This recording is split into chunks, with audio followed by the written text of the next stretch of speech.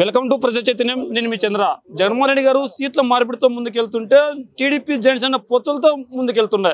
అదేవిధంగా జగన్మోహన్ రెడ్డి గారు ఎవరికైతే సీట్లు ఇవ్వలేదో వాళ్ళు కొంతమంది వైసీపీకి రాజీనామా చేసి టీడీపీపై వెళ్ళే అవకాశం లేకున్నా కూడా లేనిపోని కబుర్లు చెప్తూ వాళ్ళని తీసుకునే ప్రయత్నం చేస్తున్నారు. ఇదే అంశాల గురించి మనతో పాటు మాట్లాడడానికి వైఎస్ఆర్సీపీ శ్రీకాకుళం జిల్లా కోశ అధికారి మనతో పాటు ఉన్నారు. సార్ చెప్పండి, జగన్మోహన్ రెడ్డి గారు సీట్ల మార్పిడితో ముందుకెళ్తున్నారు.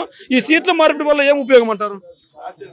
జగన్మోహన్ రెడ్డి గారు సీట్లు మార్పిడి అంటే ఎవరి మీద వ్యక్తిగత కోపంతో మార్చినటువంటి విషయాలు కాదండి. పార్టీకి ఒకరి తర్వాత ఒకరు అందరి తాలూకా సేవలు వినియోగించుకుందామని ప్రజల్లో ఎవరికి ఎక్కువైతే ఆమోదయోగ్యం ఉందో వాళ్ళందరి చేత పార్టీ కార్యక్రమాలు చేస్తున్నారు తప్ప సీట్లు మార్చినంత మాత్రాన వాళ్ళ మీద ద్వేషము లేదు, వాళ్ళకి పార్టీ నుంచి వదిలేసిన పరిస్థితి లేదు.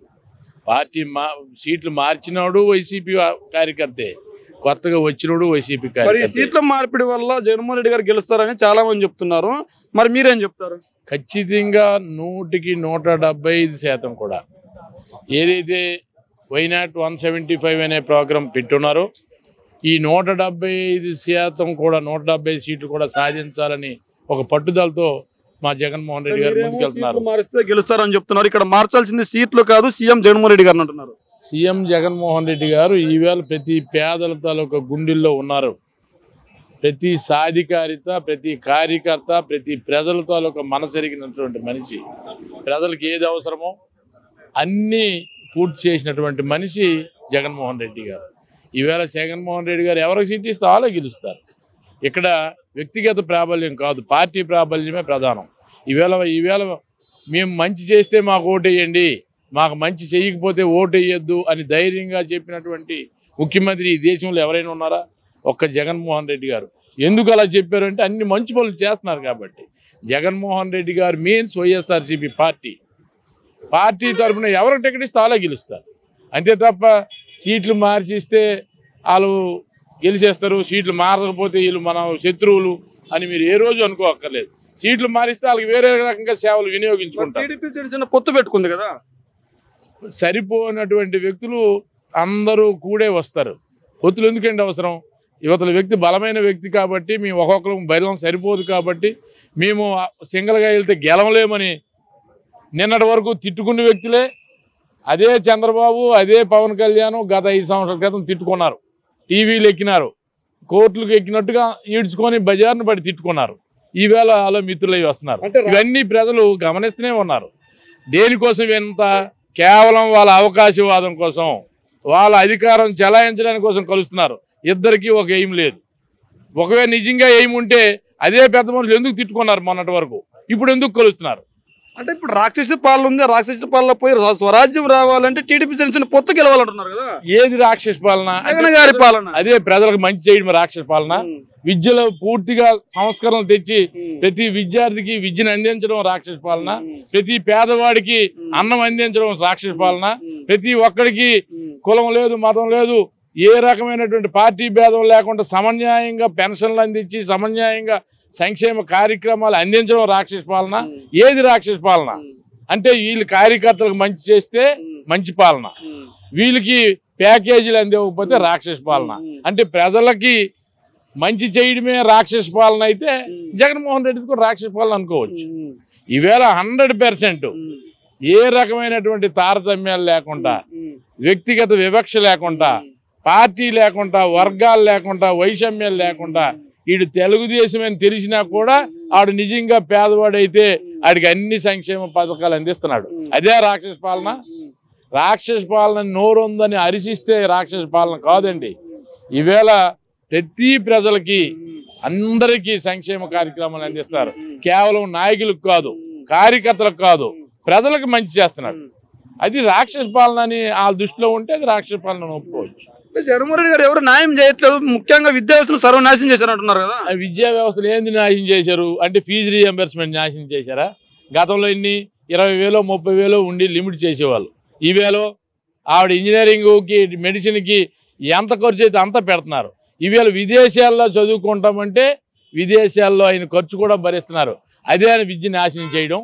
ఈవేళ అందరికీ ఫీజు రీఎంబర్స్మెంట్ ఇస్తున్నారు, అమ్మఒడి కార్యక్రమం ఇస్తున్నారు, చదువుకోవడానికి పుస్తకాలు ఇస్తున్నారు. బూట్లు లేసుల నుంచి బూట్లు, పుస్తకాలు, బెల్టలు, యూనిఫారాలు పౌష్టికమైనటువంటి పోషకత్వమైన ఆహారం అందించినటువంటి జగన్మోహన్ రెడ్డి విద్య నాశనం చేస్తున్నాడు అంటే గతంలో నాడు నేడు ఇలాంటివి అంటున్నారు కాబట్టి ఆయన నాడు నేడు అనే ప్రోగ్రాం తీసుకొచ్చినారు. గతంలో విద్యా వ్యవస్థ ఎలాగుండేది, గతంలో ఈ స్కూల్ బిల్డింగ్లు ఎలాగున్నాయి, ఈవేళ స్కూల్ బిల్డింగ్లు ఎలాగున్నాయి, ఈవేళ బైజూస్ తోటి కానీ ట్యాబ్లు కానీ రకరకాల అసలు మీకు సెంట్రల్ గవర్నమెంట్ స్కీములతో సహా ఈవేళ ఇక్కడ ఎడ్యుకేట్ అవుతుంది. గతంలో స్టేట్ సిలబస్ ఉండేది, సిబిఎస్ఈ సిలబస్కి గతంలో మన స్టేట్లో ఉన్నటువంటి ఏ స్కూల్ కానీ కాలేజీలు కానీ సెలెక్ట్ అవ్వలేదు. ఈరోజు ఎందుకు అయినాయి? ఈరోజు మన విద్యా వ్యవస్థ మెరుగుపడినాయి కాబట్టి ఈవేళ సిబిఎస్ఈ వాళ్ళు కూడా పిలిచి ఈవేళ ఆంధ్రప్రదేశ్ స్కూల్స్లో సిబిఎస్ఈ సిలబస్ పెడుతున్నారు. గతంలో చంద్రబాబు నాయుడు కూడా సిబిఎస్ఈ పెడితే వాళ్ళు అసలు ఇది నాట్ ఎలిజిబిలిటీ అని పెట్టి ఉన్నారు. అంటే విద్యా వ్యవస్థ మెరుగుపరిచినట్ట, విద్యా వ్యవస్థ నాశనం చేసినట్ట మీ ద్వారా ప్రజలు అర్థం చేసుకోవాలా, మీరు అర్థం చేసుకోవాలి. మంచి పరిపాలన అంత విద్యా వ్యవస్థ సంపూర్ణంగా ఇచ్చింటే జగన్మోహన్ రెడ్డి గారు సీట్లు ఎందుకు మారుస్తున్నాడు, ఓటమి భయంతో సీట్లు మారుస్తున్నారు కదా. ఇది వారసత్వ రాజకీయం కాదు.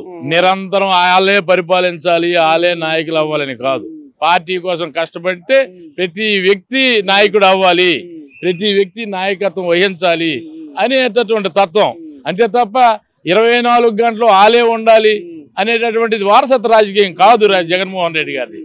అప్పుడు తెలుగుదేశం ఉంది, కాబట్టి నారా చంద్రబాబు, లేకపోతే చంద్రబాబు తర్వాత లోకేష్, తర్వాత కనీసం పక్కన ఉన్నటువంటి జూనియర్ ఎన్టీఆర్ కూడా రానివ్వనటువంటి పార్టీ కాదు ఇది. అలాగే కాంగ్రెస్ పార్టీ సోనియా గాంధీ, రాజీవ్ గాంధీ, రాహుల్ గాంధీ కాదు. ఇక్కడ ఎవరైనా నాయకులు, సమర్థమైనటువంటి నాయకులు అందరికీ ఛాన్స్ ఇస్తారు. మార్చినంత మాత్రాన వీళ్ళు పనికిరాని వాళ్ళు మీరు ఎప్పుడు తప్పుడుగా అనుకోవాల్సిన పని లేదు. వాళ్ళు ఏమంటున్నారంటే ఒక చోట ఓడిపోయి ఎమ్మెల్యే కేనేటి ఇంకో చోటుకు మారుస్తున్నారు, మరి ఎలా గెలుస్తారు? ఒక చోట చెల్లని నోటు మరో చోట ఎలా చెల్లుతుందని కూడా మీరు మారుస్తున్నారు అంటే వాళ్ళు చెల్లదు అని అనుకోవడమే మంది తప్పు. వాళ్ళ తల సేవలు ఇంకో దగ్గర వినియోగించుకుంటారు, ఇక్కడ కొత్త నాయకత్వానికి అవకాశం కల్పిస్తారు. వీళ్ళు కూడా నాయకత్వం పట్టింతో నా ప్రజల్లో మరింత సేవ చేయాలని ముందుకు వెళ్తున్నారు. సీనియర్కి సీనియర్లా గౌరవిస్తారు, ఇంకొక పదవి ఇస్తారు, ఇంకొక పదవి ఇస్తారు. వాళ్ళందరూ వైసీపీ పార్టీలో వాళ్ళ స్థాయిని పట్టించి వాళ్ళకి నాయకత్వం అప్పచెప్తున్నారు తప్ప ఈ మార్పు అంటే అది పనికిరాదు అని మీరు అప్పుడు ఆ భావనే తప్పు. ఇక్కడ మార్చారు, ఇంకో ఈవేళ సీఎం అయినోడు రేపు సెంట్రల్ మినిస్టర్ అవుతున్నాడు, ఈవేళ మంత్రి అయినోడు రేపు ఎంపీ అవుతున్నాడు, ఎంపీ అయినోడు ఎమ్మెల్యే అవుతున్నాడు. అంత మాత్రం వాళ్ళు పనికిరారా? ఏ పదవి ఉన్నప్పటికీ ఎక్కడ మార్చినప్పటికీ వాళ్ళు నిజాయితీగా నిబద్ధతతో పనిచేసినట్లయితే వాళ్ళే నిజమైన నాయకులు. టీడీపీతో పొత్తు పెట్టుకున్న పవన్ కళ్యాణ్ వెంట కాపులు ఉన్నారు అంటున్నారు కదా సార్. మేము కాపులమే, మేము పవన్ కళ్యాణ్తో లేమే. ఇక్కడ కులాలతో రాజకీయం కాదండి. ప్రజలకు ఎవడైతే సేవ చేస్తాడో, ప్రజల గుండెల్లో నిరంతరం ఎవరైతే స్థానం సంపాదిస్తాడో ఆడే నిజమైన నాయకుడు. కేవలం నా కులం పట్టించి ఓట్లేస్తే ఎంతమంది కులాలకు ఏం చేస్తారు? కులాలు పట్టించి రాజకీయం కానే కాదు. అంటే పవన్ కళ్యాణ్ గారు అన్నారు కదా, ఉభయ గోదావరి జిల్లాలో కాపులు ఎక్కువ ఉన్నారు, కాపులు ఎక్కువ ఉన్న చోట జగన్మోహన్ రెడ్డి గారికి ఒక్క సీటు కూడా రానివ్వను అంటున్నారు ఆయన. మరి సార్, కాపులు ఎక్కువ ఉన్న చోటే ఆయన గతంలో ఓడిపోయినాడు. కాపులు ఎక్కువ ఉన్న దగ్గరే ఇప్పుడు మొన్న డిపాజిట్లు కూడా రాలేదు తెలంగాణలో. కాపులు ఉన్నంత మాత్రాన కాపులకు వేసేస్తారు, లేకపోతే ఎస్సీ ఉన్నంత మాత్రానికి ఎస్సీ వాళ్ళకి చేస్తారు, లేదా కమ్మోళ్ళు ఉన్నంత మాత్రాన కమ్మోళ్ళకి చేస్తారు అని చాలా తప్పు అండి ఇది. ఇవాళ రెడ్డిలు తక్కువే ఉన్నారు, మరి ఇవాళ జగన్మోహన్ రెడ్డి గారు ఇంతమంది ప్రజల గుండెల్లో ఎలా స్థానం సంపాదించినారు? గతంలో కూడా క్యాస్ట్ పట్టించి ఓట్లు అనే కాన్సెప్ట్ తప్పు. అయితే ఇది ప్రచారం చేసుకోవడానికి అస్త్రం పనికోదు. మేము కాపులం, లేదా మేము రెడ్లు, మేము కమ్మవాళ్ళం.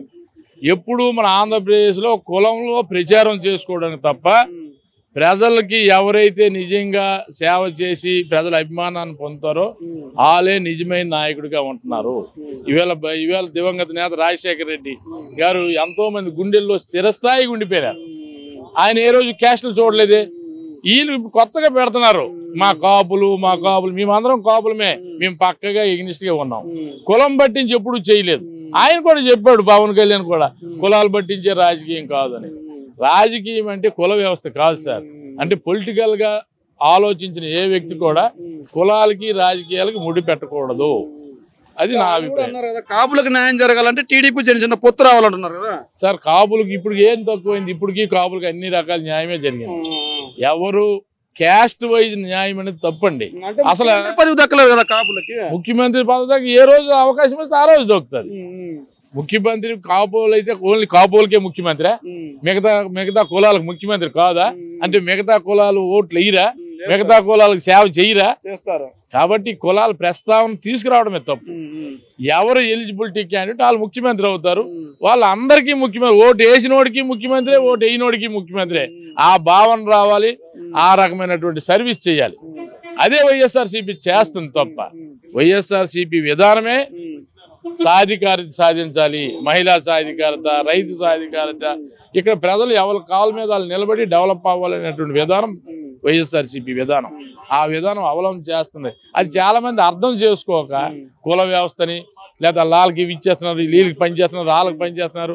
ఈ అందరి తాలూకు సంపద ఇది, అందరికీ న్యాయం చేయాలా. కేవలం 10 మంది చేతే సంపద ఉండిపోవడం అనేది అది నాన్ సెన్స్. ఇప్పుడు రెడ్ల చేతుల్లో మాత్రం సంపద ఉంది అంటున్నారు కదా. రెడ్ల చేతే కాదు, అందరి చేతిలో ఉందండి.